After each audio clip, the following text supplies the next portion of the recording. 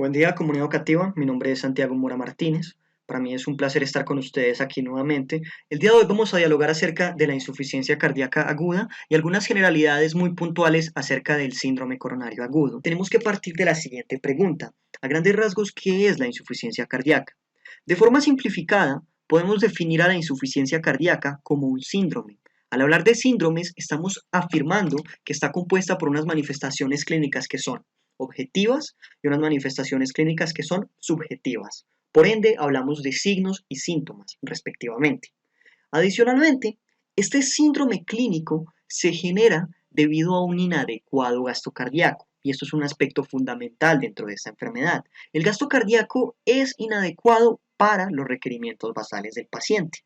Cuando nosotros dialogamos entonces de una insuficiencia cardíaca aguda y de una insuficiencia cardíaca crónica, porque lo que interesa para este video puntual es hablar acerca de la aguda. Nosotros decimos que estamos ante una insuficiencia cardíaca aguda cuando esta tiene una instalación primero que todo abrupta y brusca. Adicionalmente, tiene o genera una demanda dentro de la atención de emergencias debido a que compromete drásticamente la vida del paciente. Es importante destacar que dentro de las formas de presentación de la insuficiencia cardíaca aguda se habla propiamente de la insuficiencia cardíaca aguda de novo, o sea, de aparición reciente, inmediata, y de la de aparición previa, o lo que se conoce más puntualmente como las reagudizaciones. En este orden de ideas, nosotros habíamos mencionado hace poco algo extremadamente importante sobre este síndrome, el gasto cardíaco. Y recordemos la fórmula del gasto cardíaco. Nosotros decimos que el gasto cardíaco es igual a la frecuencia cardíaca multiplicada por el volumen sistólico. En este orden de ideas, y si nosotros empezamos a abordar punto por punto las partes de esta fórmula, también podemos afirmar que el volumen sistólico va a ser igual a la precarga, la poscarga y la contractilidad. Basándonos en lo anterior, nosotros decimos que el gasto cardíaco se ve comprometido cuando hay afectaciones en los siguientes 4 puntos, y esto es algo fundamental para poder entender un poco más adelante la fisiopatología. El gasto cardíaco se compromete entonces por compromisos a nivel de la frecuencia cardíaca, por compromisos a nivel de la precarga, de la poscarga y de la contractilidad.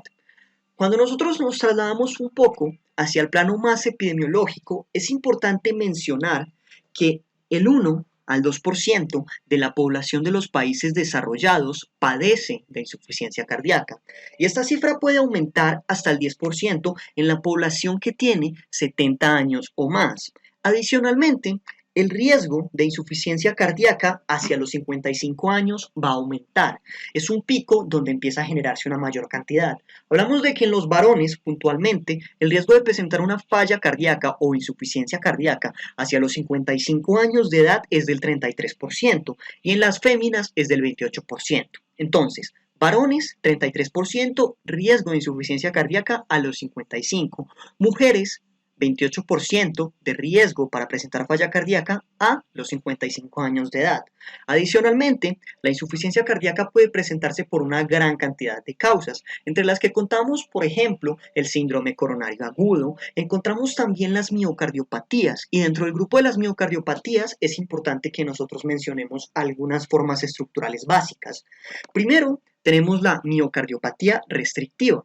Evidentemente, las miocardiopatías en gran proporción tienen un componente genético.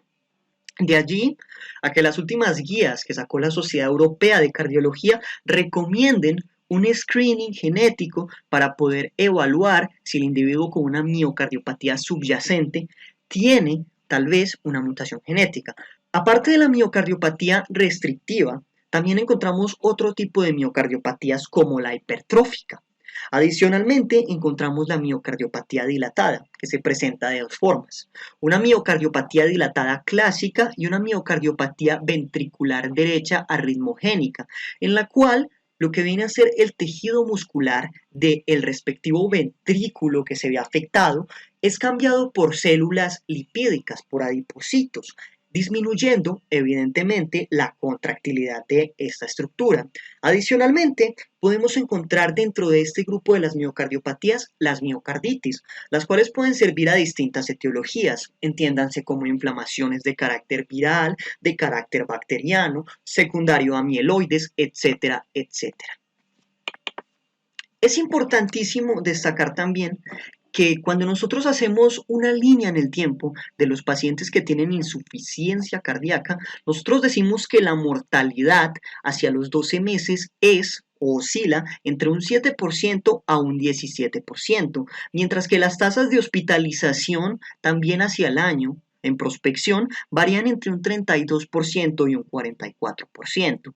Antes de avanzar, es fundamental recordar la ley de Frank-Starling. En cardiología, la ley de Frank-Starling establece que el corazón posee una capacidad intrínseca de adaptarse a volúmenes crecientes de flujo sanguíneo, es decir, cuando mayor se llena de sangre un ventrículo durante la diástole, mayor será el volumen de sangre expulsado durante la consecuente contracción sistólica. Esto significa que la fuerza de contracción aumentará a medida que el corazón es llenado. Adicionalmente, es importante destacar que todo esto va a ser consecuencia del efecto que va a tener la sobrecarga, o va a tener la carga directamente sobre la elongación o el estiramiento de la fibra muscular. Ese aumento dentro de la carga del ventrículo lo que va a hacer es estirar el miocardio y por ende va a intensificar la afinidad que tiene la troponina C por el calcio. De esta forma va a aumentar la fuerza contráctil. Es por esto que se explican los mecanismos adaptativos que en primera instancia ante una anoxa, que si bien puede ser, como mencionábamos previamente, una miocardiopatía, una amiloidosis, un síndrome coronario agudo, etcétera, etcétera, tratan de sobreponerse a la injuria que está generando la anoxa. No obstante, llega un punto en que la injuria de la anoxa sobrepasa los mecanismos. Adicionalmente, los mecanismos compensatorios del corazón a la larga también generan daño. Y algo que es muy importante destacar de esta filmina es lo siguiente. En el corazón humano, la fuerza máxima es generada con una longitud inicial del sarcómero de 2.2 micrómetros, una longitud que es rara vez excedida en condiciones normales. Si la longitud inicial del sarcómero es mayor o menor que esta medida óptima, la fuerza del músculo será menor debido a una menor sobreposición de los filamentos delgados y gruesos. En el caso de una longitud inicial mayor y de lo contrario, una excesiva sobreposición de los filamentos en los casos de una longitud menor. Dicho esto, es importante que nosotros también hablemos un poco ahora sobre los paraclínicos, y más que sobre los paraclínicos puntualmente, sobre el gold estándar para diagnosticar la insuficiencia cardíaca de carácter agudo. El gold estándar para su diagnóstico es el ecocardiograma, sea este transtorácico o sea este transesofágico. En este orden de ideas, el ecocardiograma nos va a entregar una información extremadamente útil, que va a ser la fracción de eyección cardíaca. Y esta fracción de eyección cardíaca nos va a permitir catalogar a la insuficiencia cardíaca en tres grupos, respectivamente. Una insuficiencia cardíaca con fracción de eyección conservada, donde encontramos un paciente que si bien tiene síntomas y signos, o puede no tenerlos, también puede que se encuentre asintomático, va a ser un individuo que tiene una fracción de eyección mayor del 50%. Encontramos en el otro extremo al individuo que tiene una insuficiencia cardíaca con fracción de eyección reducida. Este es el individuo que tiene una fracción de eyección menor al 40%. Antes se hablaba de lo que venía a ser una insuficiencia cardíaca que se encontraba en una zona gris. Esto eran las guías un poco más antiguas, remitiéndose a unos 5 o 6 años. Esta zona gris correspondía al intervalo de fracción de eyección que iba entre 40 y 50. No obstante, se sabe ahora o se cataloga a los individuos que tengan una fracción de eyección entre 40 y 49% como individuos con insuficiencia cardíaca con fracción de eyección moderada o media. Adicionalmente, es importante destacar que las guías puntualmente en estos instantes no están hablando de los criterios de Framingham. Sí, los criterios de Framingham son útiles para la clínica, para la práctica. No obstante, la última guía que sacó la Sociedad Europea de Cardiología nos habla es de síntomas y signos. Síntomas que a su vez pueden ser típicos o pueden ser menos específicos. Y signos que a su vez pueden ser más específicos o menos específicos. Dentro de los síntomas típicos encontramos primero la disnea, seguido de la ortopnea, la disnea paroxística nocturna. También es importante destacar la disminución de la tolerancia al ejercicio y la fatiga. Estos son los síntomas más específicos. Entre los síntomas menos específicos encontramos, por ejemplo, la tos nocturna, las sibilancias, una sensación de hinchazón en el paciente, la pérdida de apetito, la confusión, el decaimiento, las palpitaciones, el mareo, el síncope, la vendopnea, que no es más que el individuo se ahoga cuando inclina su cuerpo hacia adelante, y dentro de los signos, como los más frecuentes o los más específicos, encontramos una presión venosa yugular elevada, un reflujo hepatoyugular y también un ruido en galope o en R3. Ruido en galope o en R3 que es extremadamente importante. Y es útil saber que este ruido se genera cuando el individuo tiene una sobrecarga y nos indica precisamente eso, una sobrecarga. Dentro de los signos menos específicos encontramos el aumento de peso, mayor a 2 kilogramos por semana. Encontramos también respectivamente la pérdida de peso, la caquexia, los soplos cardíacos, los edemas periféricos, los crepitantes pulmonares, los signos de derrame, la taquicardia, el pulso irregular, la respiración de Chain Stones, la hepatomegalia, la ascitis, las extremidades frías, la oliguria y la presión de pulso estrecha. Continuando, es importante que nosotros también hagamos mención a las pruebas diagnósticas como tal para la insuficiencia cardíaca y a las pruebas para poder detectar causas reversibles. Dentro de las pruebas diagnósticas para la insuficiencia cardíaca encontramos, por ejemplo, un BNP mayor a 100 picogramos por mililitro. Encontramos un NT-proBNP mayor a 300 picogramos por mililitro. Y encontramos una región media del propéptido auricular de tipo A mayor a 120 picomoles por litro. En este orden de ideas, vamos a retomar estos tres que son tan importantes. Entonces, recapitulemos. BNP mayor a 100 picogramos mililitro. Seguido del NT-proBNP mayor a 300 picogramos por mililitro. Y la región media del propéptido auricular del tipo A mayor a 120 picomoles. No picogramos, sino picomoles por litro. Adicionalmente, encontramos que también puede haber un compromiso dentro del ecocardiograma y dentro del electrocardiograma. Del ecocardiograma ya habíamos descrito que era el gold estándar en el sentido de que nos describía cuál era la fracción de eyección y nos permitía clasificar al paciente, ¿sí? Según la fracción de eyección. Dentro del electrocardiograma nosotros encontramos una sensibilidad que oscila al 89%. Es una sensibilidad alta. Adicionalmente, también mencionan o también recomiendan que se solicite una radiografía de tórax. Una radiografía de tórax con el objetivo de poder ver si el paciente tiene una causa, por ejemplo, pulmonar, ver, por ejemplo, si el individuo tiene una cardiomegalia, entre otras. Dentro de las pruebas para poder detectar las causas reversibles encontramos las siguientes. Primero, un hemograma, ¿sí? Es importante que nosotros sepamos cuáles son los valores de hemoglobina, por ejemplo, que nosotros sepamos cómo están los leucocitos en este paciente. Recordemos que algunos marcadores de células inflamatorias pueden sernos útiles como marcadores de determinados procesos, ¿sí? También es importante destacar los electrolitos, un ionograma, saber cuáles son los valores de sodio, de potasio, de urea, de creatinina, entre otros en este paciente. La función hepática es otra que es muy importante. La glucosa, primordialmente la glucosa o la hemoglobina glicosilada. La hemoglobina glicosilada es sumamente importante. El perfil lipídico del paciente, la TSH, la ferritina, los péptidos natriuréticos y también el electrocardiograma, ya que hay una discrepancia. Algunos autores dicen que el electrocardiograma puede servir como prueba diagnóstica como tal, mientras que otros lo ponen como una prueba para la detección de causas. Yo me inclinaría por pensar que es más una prueba para poder detectar las causas, ¿sí? En el sentido de que, por ejemplo, si nosotros hallamos una arritmia en un electrocardiograma, esta arritmia nos podría conllevar bien a una insuficiencia cardíaca, ¿sí? Por el daño que se está generando, el estrés, la aumentan las demandas de oxígenos, que nos va a llevar, entre otras cosas, a una isquemia, con todas las consecuencias que esta puede generar, como afectar la contractilidad, la precarga, etcétera, etcétera. Ahora debemos de hablar de la clasificación de Forrester y posteriormente de la clasificación de Stevenson. La clasificación de Forrester nos permite catalogar una insuficiencia cardíaca según dos cosas. Primero, el índice cardíaco. ¿Sí? Entonces, nosotros podemos hablar de que el paciente tiene un índice cardíaco que oscila entre 2.2 a 3.5 y está normal. También nos permite catalogarlo dependiendo de cuál es la presión en cuña de la arteria pulmonar.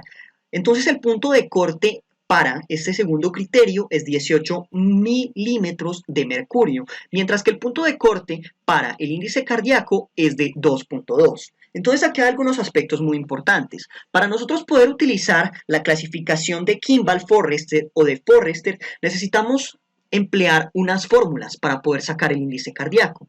Las fórmulas que necesitamos son, primero que todo, tener en cuenta que tenemos que hallar la superficie corporal del paciente. Y la superficie corporal del paciente no es más que el peso multiplicado por 0.02 y a esto le sumamos 0.4.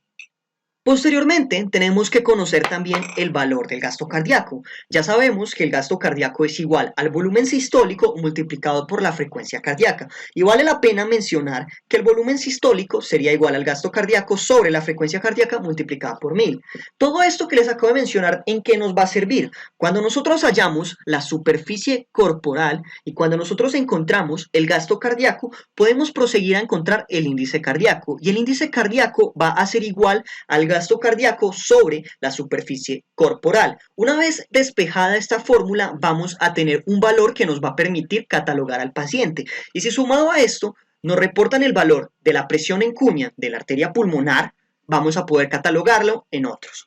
Me explico. Si nosotros tenemos un paciente que tiene un índice cardíaco de 2.3, mayor a 2.2, 2.5, ¿sí? Y que esté menor a 3.5 y que adicionalmente el paciente tenga una presión en cuña de la arteria pulmonar menor de 18 milímetros de mercurio, vamos a decir que este individuo está normal, ¿sí? Si tenemos un paciente que por otro lado va a tener un índice cardíaco, si bien mayor a 2.2, pero concomitantemente va a tener una presión en cuña pulmonar mayor a 18, nosotros hablaríamos de que este paciente se encuentra en un Forrester 2. Se encuentra en un Forrester 2 y a su vez es un paciente que tiene un riesgo de realizar un edema pulmonar. Y recuerden, una de las manifestaciones clínicas del edema pulmonar es lo que denominan el flushing, que no es más que una espuma rosada, la cual es rica en unas células que denominan células de la insuficiencia cardíaca dentro del estudio histológico. En este paciente puede ser útil, aunque esto lo vamos a profundizar más puntualmente un poco más adelante,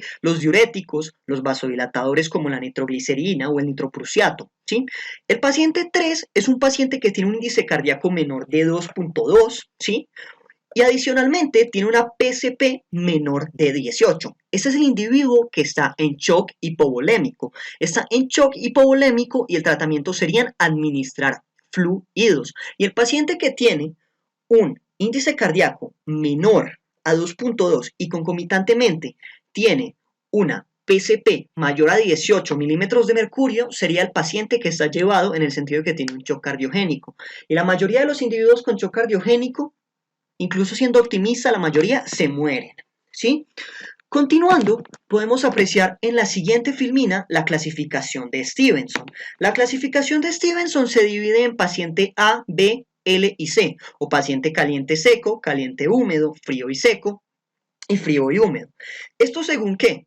Según si el individuo tiene congestión o hipoperfusión. Entonces, si el paciente no tiene congestión, nosotros podemos identificar a los pacientes que no tienen congestión en la parte de que son individuos que están secos, o sea, en la izquierda, en la derecha, disculpen, donde tengo en este respectivo cuadro el mouse. El paciente que está hipoperfundido lo encontramos en la parte horizontal de abajo. Entonces, en este orden de ideas, un paciente que es Stevenson A es un paciente que está caliente y está seco. ¿Qué significa esto? Está bien perfundido y aparte no está congestionado. En este orden de ideas es el paciente que tiene una insuficiencia cardíaca pero está bien controlada. En este caso, el tratamiento, pues en primera instancia sería continuar con la medicación, en algunos casos realizar un reajuste dentro del tratamiento de la terapia oral, entre otros, pero es un paciente que en general está compensado.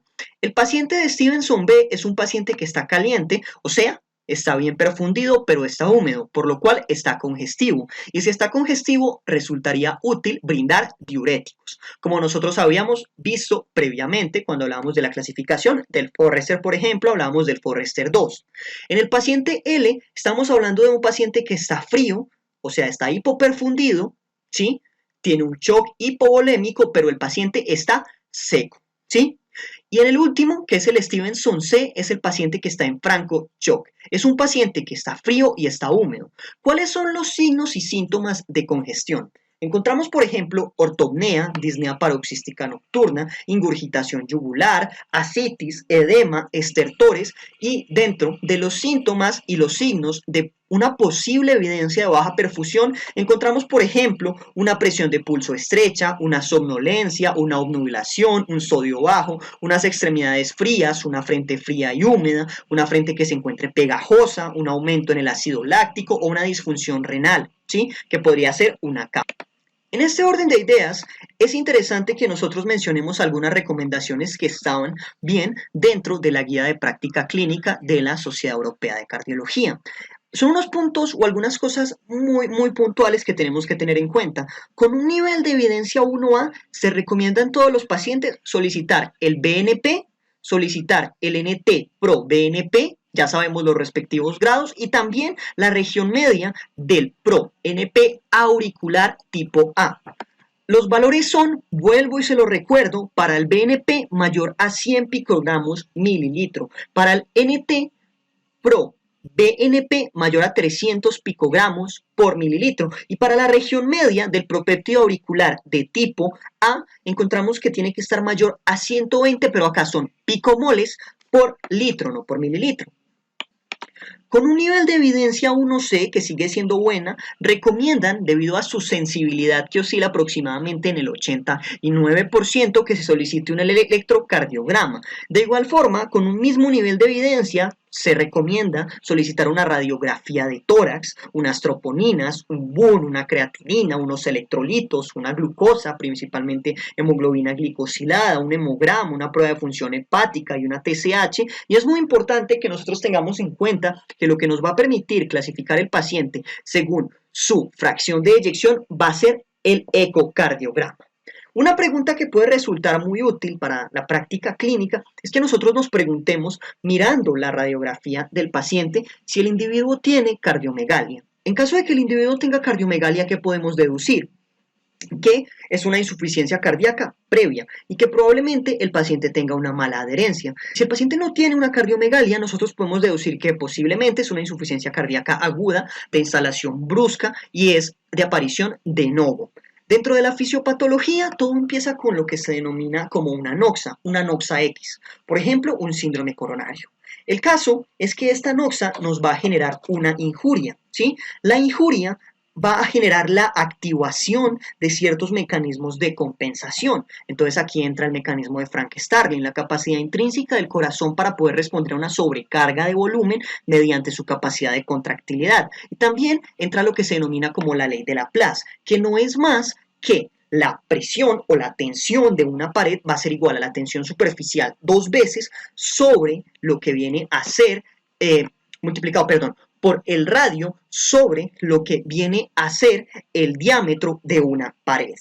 En este orden de ideas, es importante que nosotros mencionemos que llega un punto en el cual la injuria como tal, que viene por causa de la noxa, es capaz de romper la homeostasis. Cuando se rompe la homeostasis, es entonces cuando empieza a aparecer la clínica, que según el Stevenson es todas las manifestaciones de frío, que es hipoperfusión, las manifestaciones de congestión, que es el paciente que se encuentra, como dicen coloquialmente, encharcado, entre otras. Adicionalmente, vamos a encontrar también alteraciones dentro de la sístole y alteraciones dentro de la frecuencia cardíaca, el ritmo y de la poscarga. Y aquí el paciente empieza a complicarse cada vez más.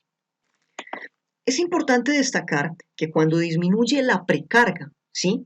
Debido a que los mecanismos compensatorios se vieron sobrepasados, va a ocurrir una afectación sobre la diástole con una consecuente disminución del volumen, disminución en la irrigación cardíaca, que finalmente nos va a llevar a una disminución en el gasto cardíaco. Se va a afectar la frecuencia cardíaca, se va a afectar la contractilidad y por otro lado, las alteraciones que se generaron en la ley de Laplace, que nos habla de los cambios de presiones, de que la tensión es igual a los cambios de presiones multiplicado por el radio sobre el grosor de determinada pared, van a llevar a que, en primera instancia, haya un aumento compensatorio de la poscarga. Y ese aumento compensatorio de la poscarga, a la larga, nos va a generar un aumento en la demanda metabólica de oxígeno. Y ese aumento nos va a llevar a un daño, entre otras cosas, porque recordemos que si aumenta la demanda de oxígeno y no hay cómo suplirla, se van a ir por vías de glicólisis anaeróbica. Por ejemplo, se va a producir lactato. El lactato genera un pH ácido, es ácido láctico. Esto va a llevar, entre muchas otras cosas, a daño sobre la célula miocárdica.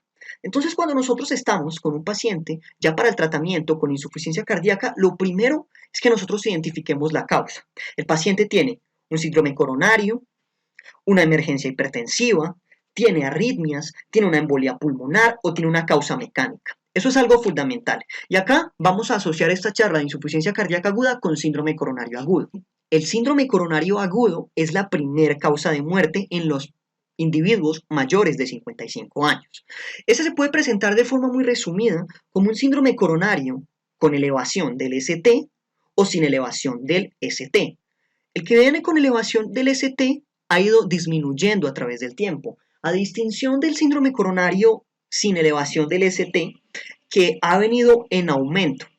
Dentro de los individuos que tienen un síndrome coronario agudo, lamentablemente, hasta 2/3 mueren. Estarían muriendo aproximadamente 66.66% de los individuos que les da un síndrome coronario agudo.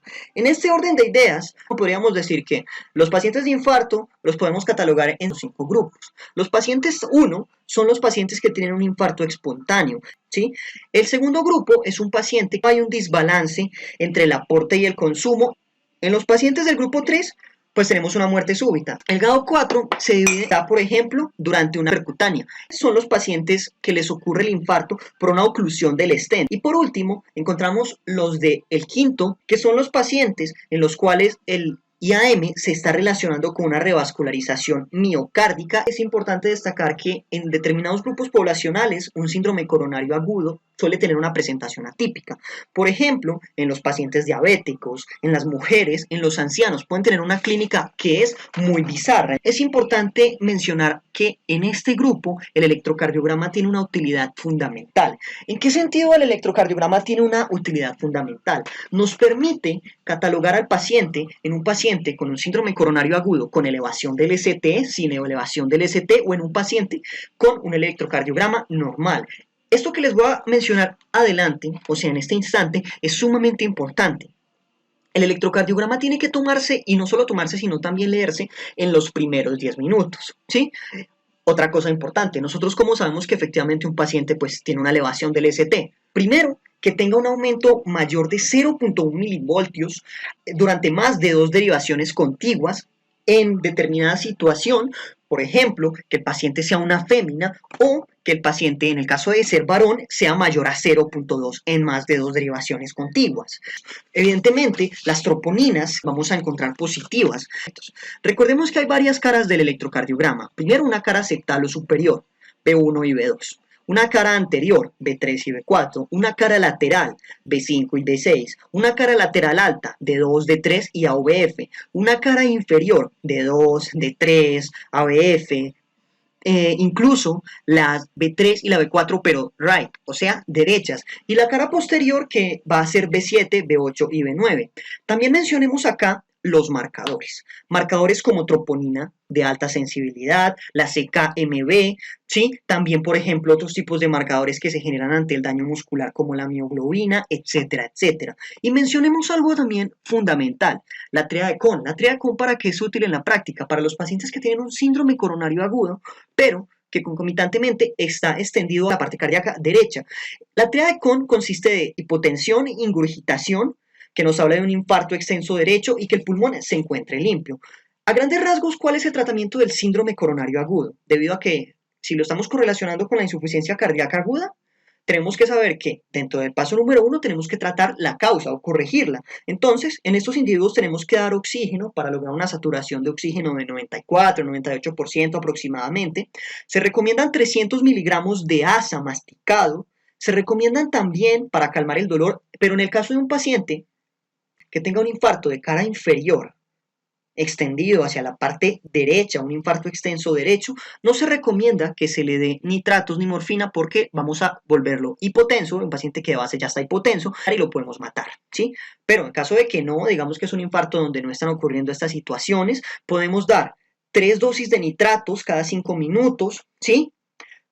Y adicionalmente, es importante que si nosotros vamos a dar nitratos, tenemos que tener en cuenta o tenemos que estar seguros de que el paciente no haya tomado inhibidores de la fosfodiesterasa como el Viagra, que las personas de edad suelen consumirlo, ¿sí? Ustedes se imaginarán para qué, en las últimas 48 horas. Y también es importante destacar que podríamos dar morfina, ¿sí? En los pacientes para poder aliviar o mejorar el dolor. Bueno, como otro aspecto fundamental, es importante que nosotros mencionemos qué hacer en el caso de una angioplastia primaria. En el caso de una angioplastia primaria, se recomienda que se dé Tricacor 180 miligramos día. En el caso de que no se vaya a hacer, se puede dar clopidogrel y aquí llega lo siguiente. En menores de 75 años se da 300 miligramos de carga para continuar con 75 miligramos. En el caso de que el paciente vaya a ir a hemodinamia, se le pueden dar 600 miligramos de carga. Y si es mayor a 75, solamente se le dan 75 miligramos. O sea, si el paciente es mayor de 75, de clopidogrel le daríamos solamente 75 miligramos. Es importante destacar que en el caso de que al paciente no se va a ir a angioplasia, sino que toca hacerle una reperfusión farmacológica, esta se haga en los primeros 30 a 60 minutos. Se puede hacer, por ejemplo, con streptokinasa, se puede hacer con activador tisular del plasminógeno, se puede hacer con tenecteplas. En el caso de la streptokinasa, se da 1.5 millones en infusión en 60 minutos. ¿Sí? Y tenemos que tener en cuenta que hay algunas contraindicaciones para que nosotros realicemos una reperfusión farmacológica. Por otro lado, la reperfusión farmacológica, perdón, la reperfusión mecánica nos va a dar un chance de tiempo de 60 a 120 minutos. Mencionemos acá rápidamente las contraindicaciones, ¿sí? Entre las contraindicaciones hablamos de contraindicaciones absolutas y relativas. Entre las absolutas está el ACV hemorrágico, el ACV isquémico dentro de los últimos 6 meses, las neoplasias y malformaciones del sistema nervioso central, un trauma en las últimas 3 semanas, una hemorragia de las vías digestivas, un sangrado, las disecciones aórticas, las punciones no comprensibles. Es útil que nosotros miremos los pulsos en extremidades y las comparemos en el caso de que estemos sospechando una disección aórtica. Y entre las contraindicaciones relativas está, por ejemplo, un accidente isquémico transitorio en los últimos 6 meses, una anticoagulación oral, un embarazo, una hipertensión arterial refractaria, una enfermedad hepática avanzada, una úlcera péptida activa o una RCP que sea mayor a 10 minutos porque nosotros no podemos generar iatrogenia y prolongar una reanimación cardiopulmonar por más de 10 minutos es generar daño a nivel neurológico, debido a que la neurona necesita oxigenación, ¿sí? Aquí entonces hay, por ejemplo, algunas discrepancias. Algunos textos de patología nos dicen que la vida de una neurona es hasta de 5 minutos. Otros textos de reanimación como nos hablan de que la vida de la neurona puede llegar hasta 10 minutos, pero pues vivir sin neuronas y vivir sin cerebro no tiene sentido, porque los humanos finalmente son cerebro, es lo único que son, ¿sí? Bueno, eso también es algo muy importante y lo tengo que recalcar. En los infartos agudos del miocardio que tengan infradesnivel, no está recomendado que se haga una fibrinolisis. Lo que se recomienda en los infartos agudos del miocardio con infradesnivel no es una fibrinolisis, sino que se mande a cateterismo. Una vez dicho esto, vamos a continuar hablando acerca del tratamiento de la insuficiencia cardíaca aguda, ya cerrando el paréntesis de síndrome coronario agudo. Posteriormente, nosotros tenemos que ya identificamos las causas, ya la corregimos si era posible, ahora vamos a ir a la segunda parte del tratamiento de la insuficiencia cardíaca aguda y en este punto vamos a dar tratamiento con oxígeno y para ello, entonces, tenemos que tener en cuenta que primero la saturación de oxígeno tiene que mantenerse en un buen nivel. Cuando yo digo que la saturación de oxígeno tiene que mantenerse en un buen nivel es oscilando al 94%. En este caso, se recomienda, por ejemplo, una ventilación invasiva con presión positiva y apréndanse estos siguientes nombres, CPAP y BiPAP. Ambos son extremadamente útiles para poder mantener la saturación de oxígeno del paciente por encima del 94%. Una vez nosotros nos aseguramos de haber brindado oxígeno y mantener una saturación de oxígeno adecuada en el paciente, tenemos que dar un tratamiento farmacológico. Entonces, dentro del tratamiento farmacológico hay muchos medicamentos. Ya les voy a comentar cuándo se indican a grandes rasgos cada uno de estos grupos. Por ejemplo, los diuréticos, por excelencia los diuréticos de asa como la furosemida, a dosis de aproximadamente 20-40 miligramos intravenosos, pueden ser útiles en los pacientes que están congestivos. También se pueden emplear en determinados pacientes los vasodilatadores. ¿En quiénes indicarán vasodilatadores? En los que estén hipertensos, ¿sí? Entonces, por ejemplo, tenemos la nitroglicerina a dosis de 10 a 20 microgramos minuto. El nitroprusiato también lo podemos brindar. Podemos dar también vasopresores. Los vasopresores, a diferencia de los vasodilatadores, se van a dar es cuando el paciente está hipotenso, ¿sí? Entonces, en el paciente hipertenso, ya dijimos, vasodilatadores, nitroglicerina, nitroprusiato, ¿sí? De nitrato de isosorbide. Paciente que está hipotenso, vasopresores. Por excelencia, ¿cuál? La noradrenalina. Dosis de 0.2 a 1 microgramo, kilogramo minuto. Por último, encontramos a los inotrópicos junto a determinados otros vasopresores. Estos se tienen que dar en los pacientes por excelencia la dobutamina. La dobutamina se da a dosis de 2 a 20 microgramos kilogramo minuto. La milrinona se puede utilizar, el levosimendan. ¿Cuándo utilizar la dobutamina? La dobutamina la podemos utilizar en pacientes que tengan una frecuencia cardíaca que no esté alta, el paciente que no esté taquicárdico, ¿sí? Ahí podemos utilizar dobutamina. Si tenemos un paciente que está con una frecuencia cardíaca muy elevada, se recomienda dar mejor levosimendan. Adicionalmente, después de que nosotros hemos hecho esto, se recomienda dar una profilaxis para las tromboembolias, por ejemplo, con una heparina de bajo peso molecular, aproximadamente unas 5.000 unidades cada 8 a 12 horas. Y también es importante destacar, dejarlo como un comentario al aire, para tener en cuenta que la digoxina se puede emplear, pero con unos criterios muy estrictos. La digoxina solo se emplea cuando tenemos un paciente con una fibrilación auricular o una frecuencia ventricular rápida mayor a 110 latidos por minuto. Se utiliza dosis de 0.25 a 0.5 miligramos. Entonces, recapitulemos hasta este punto. Si nosotros queremos en el paciente mejorar la función de sístole o diástole, podemos utilizar inotrópicos. Si nosotros queremos mejorar la precarga, podemos dar líquidos y furosemida, ¿sí?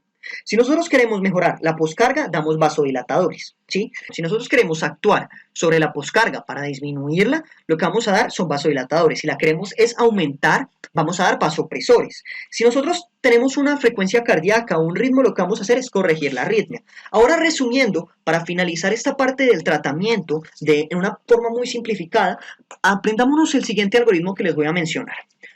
Dentro de la insuficiencia cardíaca también hay un ABCD. El ABCD acá sería A de airway, oxígeno, ¿sí? Entonces acá tengamos en cuenta, cuando hablamos de oxígeno, estamos hablando de que el paciente tenga una saturación de oxígeno aproximadamente entre el 94%, se le pone una ventilación con presión positiva, un CPAP, un BiPAP, ¿sí? El oxígeno. La B sería auscultar los pulmones, mirar por ejemplo estertores, a ver si el paciente está congestionado, entre otras. La C sería mirar la tensión arterial y el llenado capilar del individuo. Y la D serían diagnósticos diferenciales y déficit neurológico en el paciente. Comunidad educativa, con esto finalizamos esta breve y resumida charla acerca de generalidades de la insuficiencia cardíaca aguda y su correlación con el síndrome coronario agudo. Espero que este video haya sido de su agrado. Hasta la próxima.